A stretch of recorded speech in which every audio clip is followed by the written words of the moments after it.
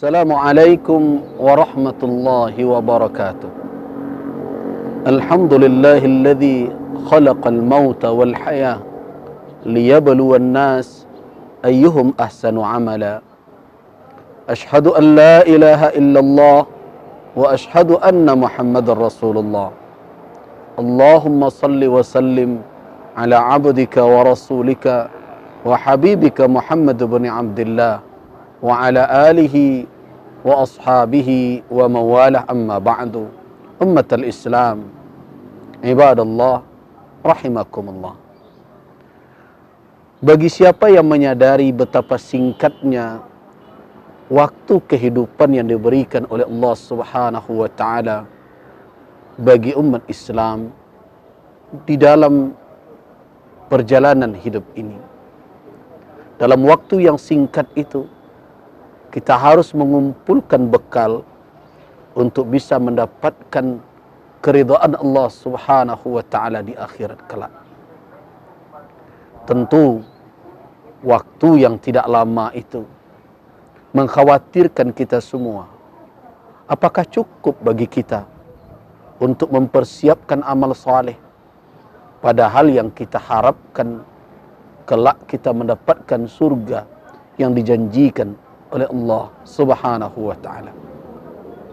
Karena itu, wahai kaum muslimin, bagi siapa yang menyadari hakikat ini, kemudian terpacu untuk meningkatkan semangat beribadah dan menghindari dua hal yang diperingatkan oleh Nabi.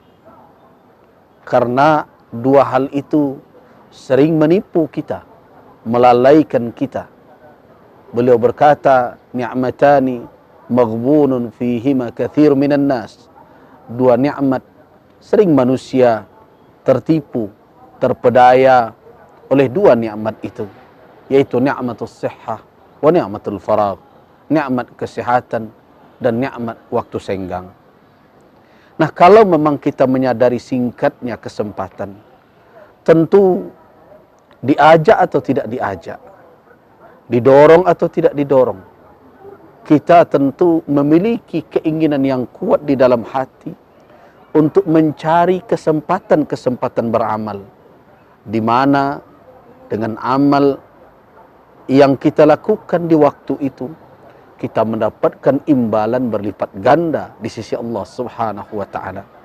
Mudah-mudahan dengan keutamaan yang kita peroleh itu, kelalaian kita di masa lalu, kekurangan persiapan kita menghadapi pertemuan dengan Allah Subhanahu wa taala bisa kita tutupi.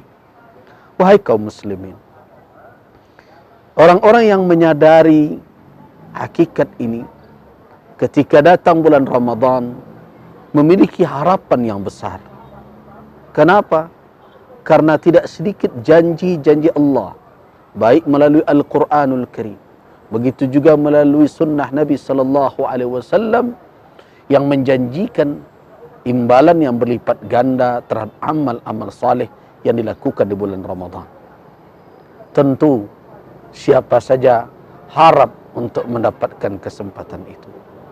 Di antara kesempatan itu adalah Lailatul Qadar, malam yang dijanjikan oleh Allah Subhanahu wa taala sebagai malam yang nilainya, baik nilai malam itu, tentu nilai ibadah yang dilakukan di malam itu lebih baik dari 1000 bulan.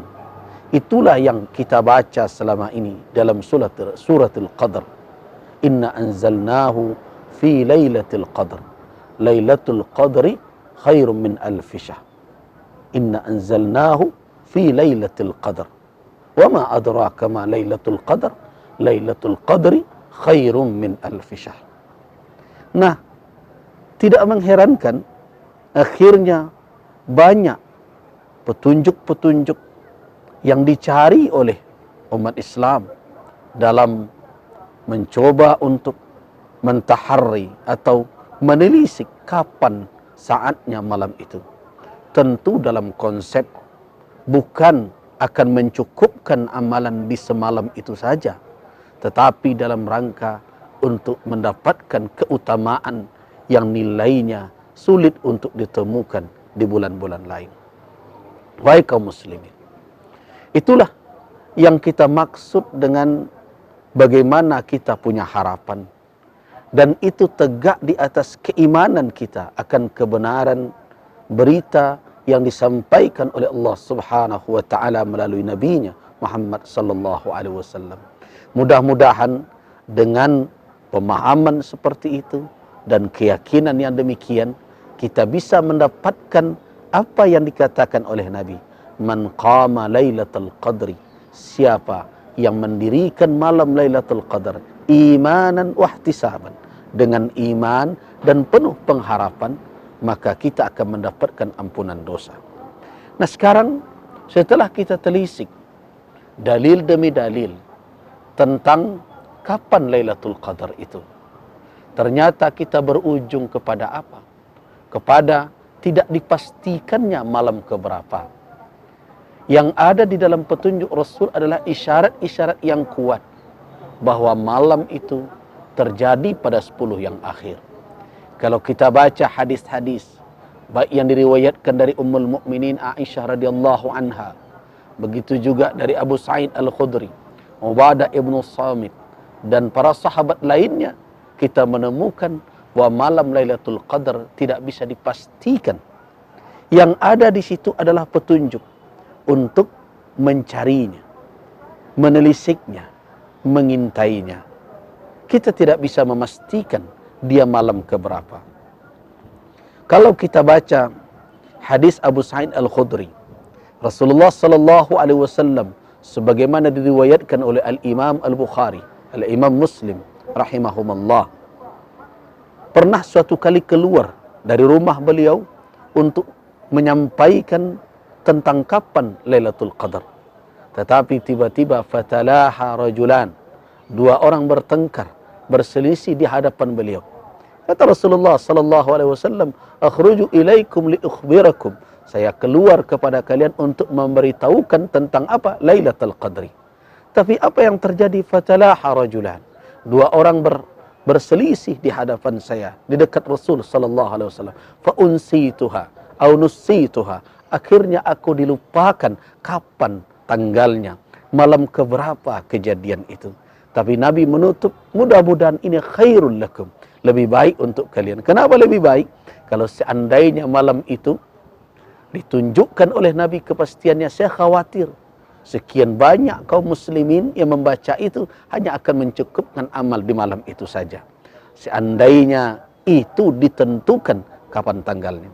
Begitu juga kalau kita lihat hadis Ubadah ibnu Samit, diriwayatkan bahwa Nabi SAW uritu Lailatul Qadar, aku diperlihatkan oleh Allah malam Lailatul Qadar, tetapi kemudian unsituha, aku dilupakan kapan tanggalnya.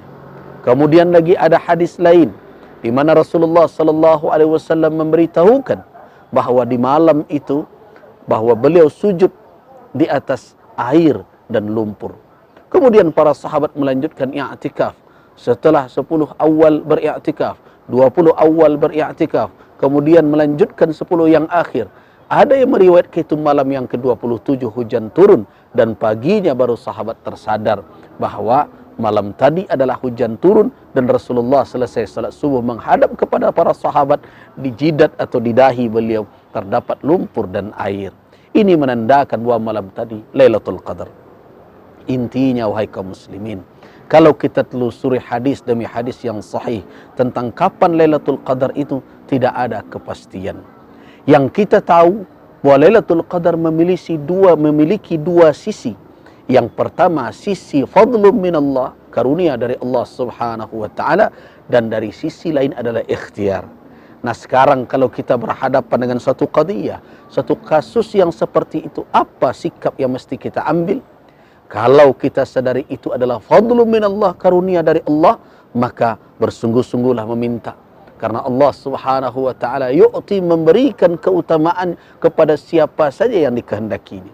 Kalau itu ada sisi ikhtiarnya, maka maksimallah dalam berikhtiar sebagaimana yang dibentangkan oleh syariat.